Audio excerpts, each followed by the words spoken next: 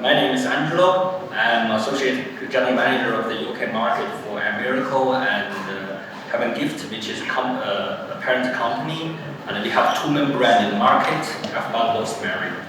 I personally lead the key account strategy and execution in the UK market, also looking after the government affairs department. The team work directly with regulators and the industry bodies, including being part of the VIWG, actually the vape industry working group, discussion about the taxation with HMRC. So today I will keep it very simple. It's definitely not a regulatory session because in the morning we have had intensive knowledge in detail a lot. And I will just focus on what we know will happen or what probably will happen and what it means in practice for the market. But before going to the duty, let's have a very quick step back on the market. The UK vape market is stabilized at estimated 2.3 billion per year annualized. Actually, since last June, the disposable ban, monthly the revenue figure is very stable. But it doesn't mean it's a static market because it is already going through a structural change. The first I see from the channel and the data is a clear consolidation.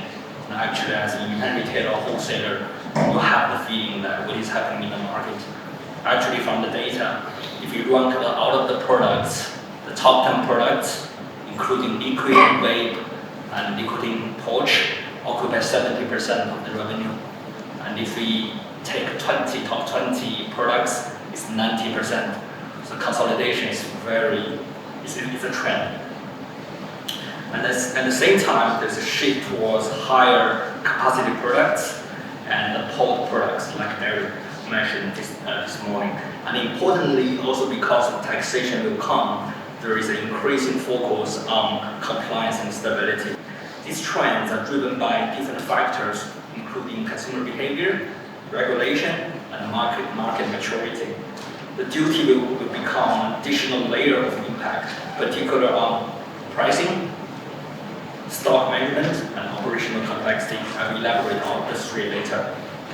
So for everybody here, I think there are only 2 dates you really need to remember. The first one is 1st October this year. What will happen? From that date, duty comes to effect, and STEM products can start to be released for sale. Before that date, some STEM products cannot be released. As manufacturer, we will guarantee the supply of the product on that date, the product is available to the market. So on that date, you can start to buy the stamped product. The second one is April next year. From that point, any unstamped product cannot be held outside duty suspension. What does it mean? This is very important. This is not just about selling, it becomes a holding issue. So even if the stock in your store or channel is not being sold, it still cannot remain in a retail or wholesale environment. So it has to, approaching the deadline, if you still have unstamped product, either you have to sell them through, or for some key accounts, you have to find your upstream, possibly they are the importers, return to them, and they do the restamp in their body or whatever. So the key is you cannot hold it.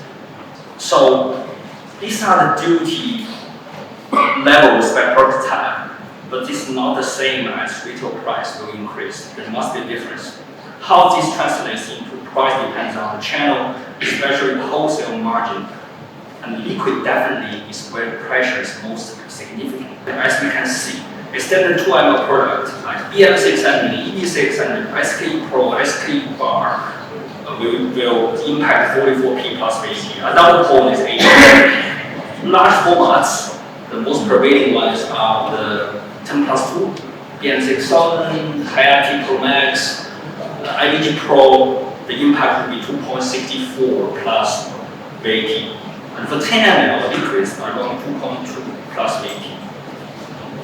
So some of these costs might be absorbed partially by upstream. And even you have to roll it up or down to make a reasonable number, right? But in certain categories, particularly higher duty products, there may also be additional pressure on pricing. I take example. Now the best seller of the liquid in the market, is eluxidated liquid stock, right? And the traditional value chain is what? Is importer sell to wholesaler, sell to independent retailer. And the products, the wholesale, when they sell to the retailer, it's roughly £1 something plus VAT, right? You sell it to 300. And now if you add 2.2 pounds on it, for the wholesaler it's a big game changer. Their margin will become what? 30%, 40%. Some wholesalers have the payment terms with the importer, they can average, and some if you do not have, it's become a very dangerous category. So what I can foresee, maybe for this category, in the future, the price structure will change. The retailer price will be even higher than the tax impact. And moreover, from next budget, the tax will become higher. This phenomenon will happen in other categories. So I mean, the real impact for the tax actually not what we see pricing these numbers, but in longer term, also now from the liquid, there could be a price structure change in the market. So based on this, what does it actually mean in practice? So, like Marcus said this morning, this is not just a pricing change at all, it's a system transition. It's a totally different era when the tax duty introduced. First, your stock becomes risk. Inventory is no longer something neutral. Holding stock now, from now until deadline, carries more potential financial risk. The second, the rotation becomes critical. The sales with speed becomes more important than volume. Right? Remember the example of the liquid. For example, if a wholesaler has 30 days payment terms from the importer, if you can sell a product within 30 days, you have no damage from the tax. You can even benefit from the own capital, right? Because the retailer pay cash. But if you sell more than 30 days, you sell them 45 days, the rotation becomes slow. The problem is that's 15 days different. You suffer from the own capital. So slow stock becomes liability, basically. So certainized timing becomes strategic. This timing is what do you say about switching or changing timing? This is no longer about when you prefer to switch. Let's remember that the single-use ban. I mean, the channel can choose when to switch, right? You can, most of the channel, because the adoption of the single-use product before the SU ban, a lot of channels choose or select to switch at the last moment. I mean, the last 2 weeks, last 1 week, still selling this product. But for this one, it's wrong because basically the rule tells you that the deadline cannot hold the product. So it's driven by your ability to recall and how quick you can sell the product and manage your stock and stay compliant at the same time. And finally, complexity increases. We will likely to see new pricing or new SKU. I mean, for key account, there will be return to the importer, risk them. Actually, is a operational burden to the game. So overall, there's a much more operational complex environment. So this is the practice. And if you have a look at what the execution, I mean, we have the challenge, we know what will happen. In terms of execution, actually there's no one-size-fits-all solution at all. It's different from a single-use ban.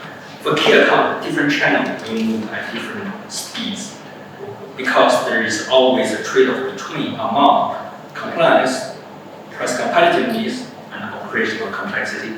I mean, I do not expect best way and feels you'll change the same pace. It's not possible. The right approach depends on the scale and the capability of the stock management. And for independent retailer, there are a few clear implications. So focus will shift towards high velocity products. Because anyway, for independent retailer is pay cash in certain days, sell with cash. This tax simply adds working capital on it, different ratio in different categories, but eventually the velocity becomes more important because more working capital has to be invested in the business. So working capital will become constrained. So naturally, I think slower SKUs will be pushed out. And new product launch will also be be relevant, still will be happening because innovation is still important. A lot of success today actually more from innovation on customer experience or form factors before, but the NPD will need to be more selective and performance-led. The market basically do not appreciate, do not welcome your product now. And overall, for all of this complexity, if you can make it simple, have a rule will become a competitive advantage. So, last page. So what we should focus now? I think the first thing is clarity over complexity. Where is your risk sitting today? And your grid structure, which might will be risky in the future, which might slow moving. Have a look. And then speed over scale.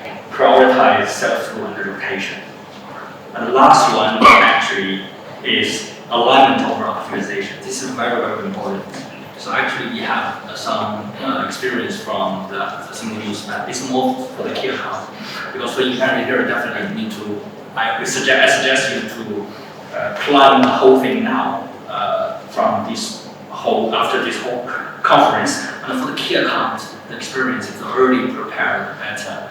So find the time as soon as possible. Have a discussion with your supplier, your brands or other partners to have a plan, to have because not only the structure, framework, and how to plan it, what to do now, to deplete what, and in the future, when to switch and what about return. All of these stuff need to be discussed. So the summary, this is not just a tax change, this is a structure shift in how the market operates. And the key variables going forward will be only three: your patient, block risk, and your execution capability. So thank you. That's all. Happy to take any questions.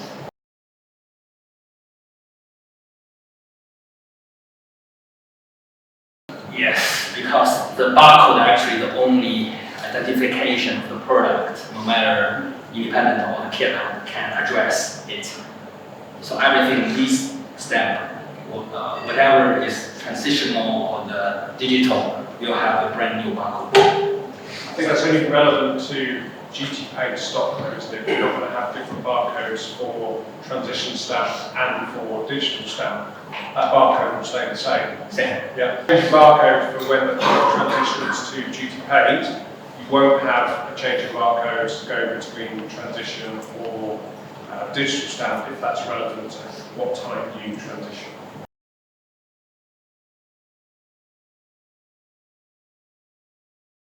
Yes. Now the government. Yes. Yes. It's duty paid. Yes. Because the cadence of the government is very clear. Everything is from 1st of April, 1st of October. Because only after that day, either transitional or digital can be released. Before you cannot buy. Everything you buy before 1st of October, if a stamp on it is fake. So only after that date is available. And after that date, everything out of Aquavape warehouse has to be paid, right? Has to be paid tax because this is legislation. So these two times is the same time. And for all of those stock, you will use the new barcode. Operationally, it's hard enough to do barcode changes. To do two barcode changes in between two different products that are duty paid, it doesn't work for anybody. Just to clarify, the transitional step is only a transitional tool to support the time when we need to produce as a manufacturer, but no digital is available. You will never find any product with transitional step without duty. Because every step has to be out after 1st of October, and everything needs to be paid from that date. So government has managed it. Everything this step will be paid, and everything this step paid will have new barcode.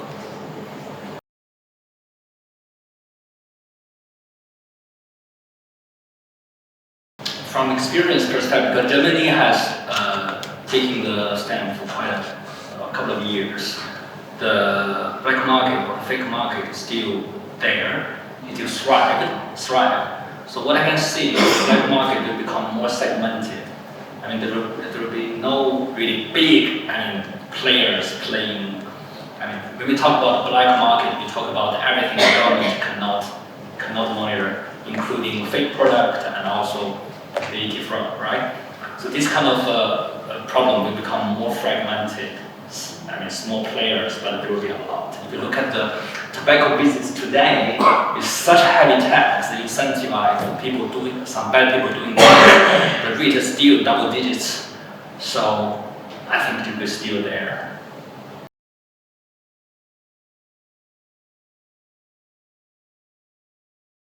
Yeah, that's also the reason why I mentioned about for the accounts, also for the even retailer, you communicate to your upstream to give the forecast, and together we make a plan, because we need to look at the demand, the whole market. And for example, some accounts may want to start from the 1st October. We already heard some news. They start from right that day, running dual ranging and deplete the old one. And in this case, we need to look at the demand and preparing the production beforehand. And probably we have to use the transitional step, because it may start from August, even July, to prepare for the whole thing. But as a manufacturer, we are confident can meet the market demand through this transition.